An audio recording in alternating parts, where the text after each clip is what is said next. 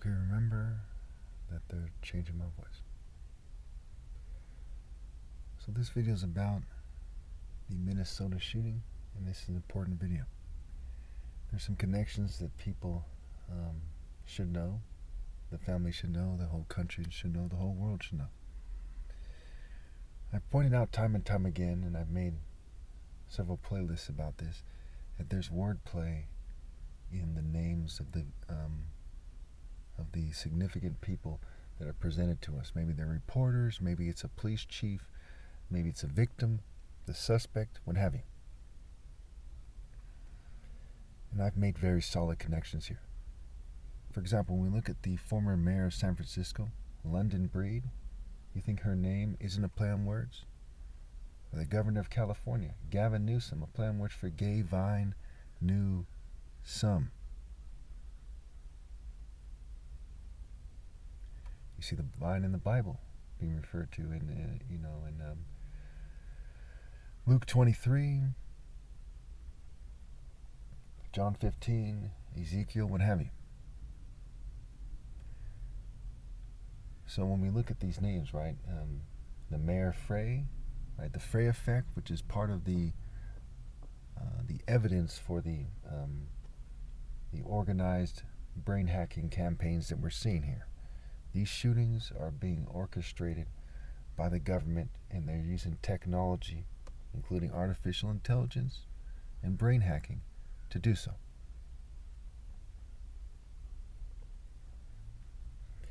We see the police chief, O'Hara, O for the reproductive cycle, Har, another name for Horus, and A, alpha. And I've brought this up many times in my videos. Har is a name for Horus. And Horus is a word for the Son of God. And there's many different pagan conceptions of Horus. Most of the time when people are talking about Horus, they're talking about Horus in a way that reflects a Luciferian conception of what it means to be the Son of God. I think the easiest way to understand the word Horus is it means the falcon hero son of God. Right? Horus. It's a play on words for heros, an ancient Greek word meaning master. The master martial artist, a god of war, the heavenly warrior defeats the beast in the Bible. Right? Jesus is another name for the Son of God that the vast majority of times when people use it, including in church, they're referring to the son of the devil, a fairy Luciferian deity. One way to help you understand this is when we look at people, right, and you see females acting like they're a childish Power Ranger on TikTok, that's a gay spirit they're conveying. And it has to do with conceptions of corporate sexual energy, gay sexual energy. I'm not gay. Quite often they fume and poison me to make it so I sound gay. Maybe it sounds like I have just a gay speech pattern. Okay, and the gay sound in my voice, they've changed it to make it so it sounds like that. There's particles in the air.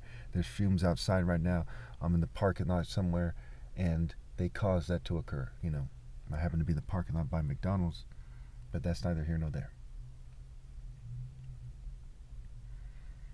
So when we look at the evidence here, the facts, not some crazy conspiracy theory, but the facts here, we see that there's a pattern that's unavoidable, that even an amateur detective should be able to pick up on. And when you ignore the overwhelming amount of evidence that something is true, and you believe something that's just illogical to believe, that's called being delusional. When you commit to those illogical beliefs, you're committing to delusion. So why did Fletcher Merkel have to die? Why did those Christians in Nigeria have to die? Is it because of the woke movement and Islamic fundamentalists? Kind of. It's kind of like if a mafia godfather gives an order. Is it because of the henchmen? Yeah, kind of. But there's something even more diabolical at play here than that. The governing class, who are, for the most part, white Jews and LGBT people, whose religion is selfishness, really it's sadism, it's sexual control, it's ritual madness. They're the ones who gave the order to kill those people and to injure those, whoever else was injured, what have you. They're the ones who gave the order to kill the Christians in Nigeria. And I serve God. I don't try to make the best of it. Humanity got into this mess is because so many people want to make the best of it instead of organize and resist. To tell the truth when debating these people. Organize for truth. Organize for logical debates. Very sound debates.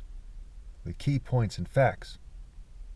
Easy to understand debates, arguments, easy to understand arguments. And forgive me a lot, so I'm going to have to end it here. But see my Marissa Mellow Bucks playlist, you'll see that I'm right. It's on this channel. Thank you.